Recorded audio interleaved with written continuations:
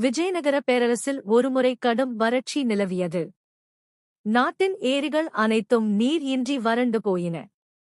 கவலையடைந்த கிருஷ்ணதேவராயர், இதற்கு என்ன தீர்வு என்று தெனாலிராமனிடம் கேட்டார்.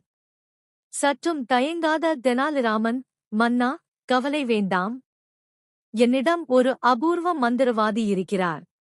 அவர் தனது மந்திர சக்தியால் நம் நாட்டு ஏரிகளை அப்படியே ஆகாயத்திற்கு அனுப்பி மேகங்களிடம் இருந்து நேரடியாக தண்ணீர் நிரப்பி வரச் செய்வார் என்று ஒரு விசித்திரமான யோசனையை கூறினார்.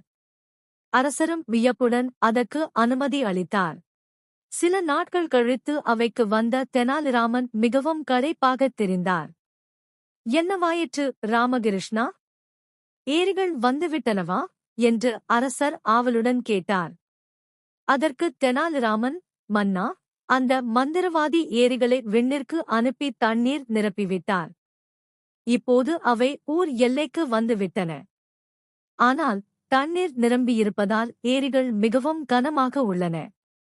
என்னால் மட்டும் அவற்றை தள்ளி வர முடியவில்லை. எனவே நீங்கள் உங்கள் படை வீரர்களை அனுப்பி அந்த ஏரிகளை பின்னால் இருந்து தள்ளச் சொன்னால் அவை சீக்கிரம் நகருக்குள் வந்துவிடும் என்றார். இதைக் கேட்ட அரசர் பலமாகச் சிரித்தார். ஏரிகளை யாராவது தள்ளி வர முடியுமா?